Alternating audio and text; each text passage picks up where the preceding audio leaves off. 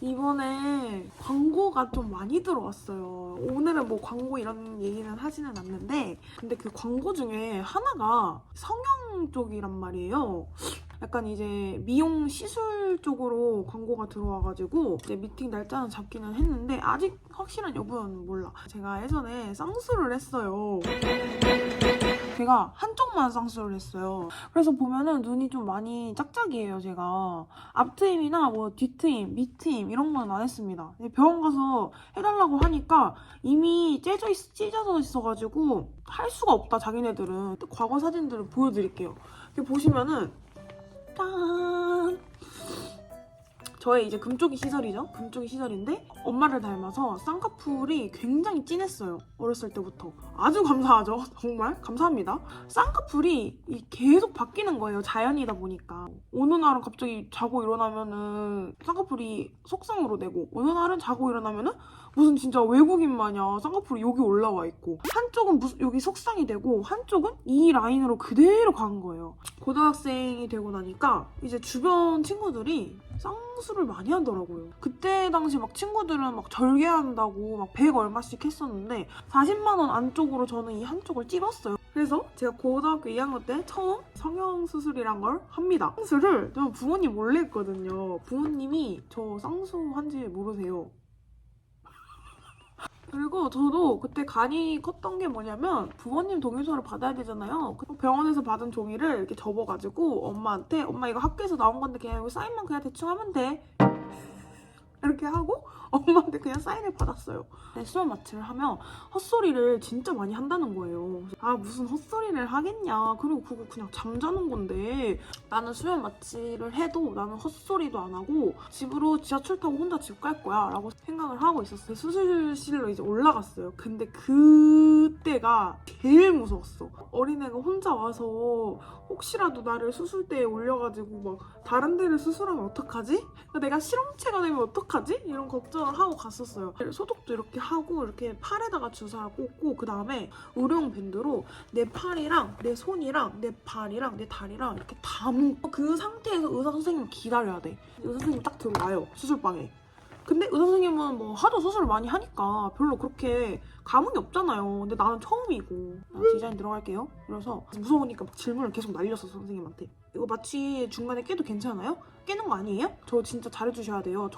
저 진짜 여기서 잘못되면 큰일 나요. 저 큰일 나요. 처음에는 그냥 30분 이내면 끝나요. 안 아파요. 아무 느낌 안 나요. 이런 식으로 얘기를 해. 계속 입만 떠들어대니까 선생님이 귀찮아가지고 제가 집중을 못해요. 환자분 걱정하지 마시고 한번 그냥 푹 자고 오시면은 제가 예쁘게 눈 해드릴게요.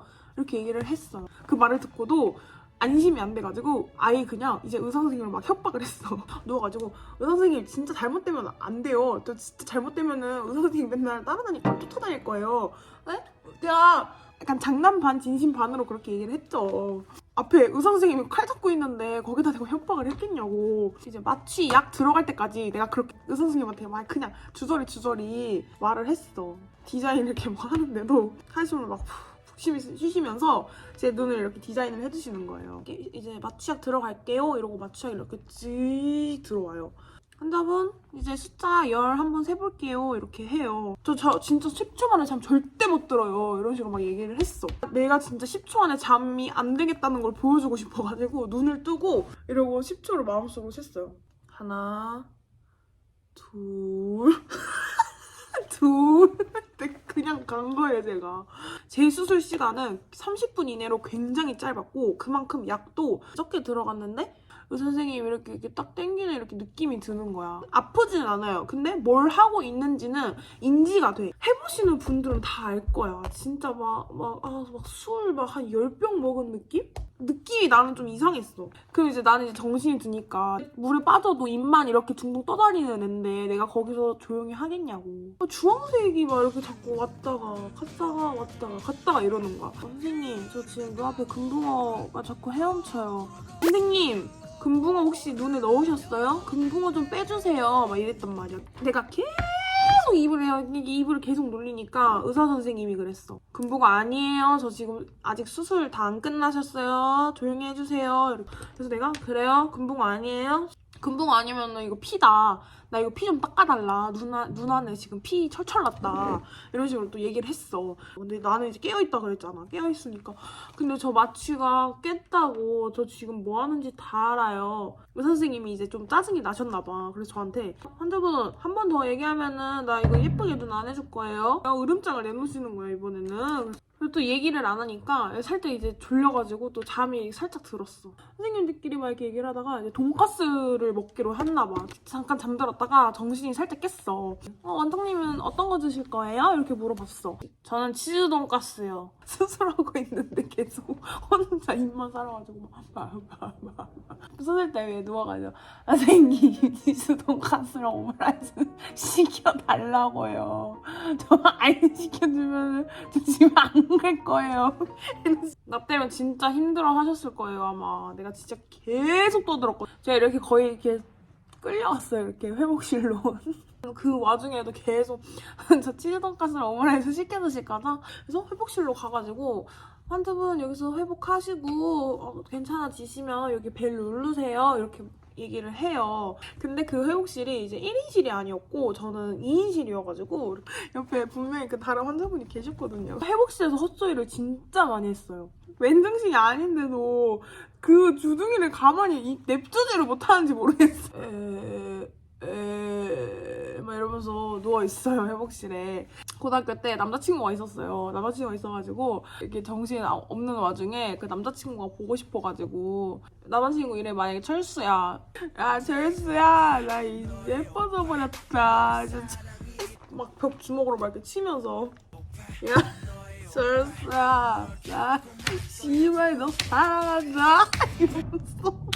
다른 환자분도 옆에서 이제 회복을 하고 있는데 제가 계속 떠드니까 막 헛소리 하고 막 벽 두들기고 막 이러니까 이제 그분이 벨을 눌러가지고 간호사분을 오게 해서 옆에 있는 환자분 너무 시끄럽다고 좀 조용히 좀 시켜달라고 이렇게 얘기를 했나봐요. 그래서 환자분 여기 다른 환자도 회복하고 계셔가지고 조금만 조용히 해주셔야 돼요.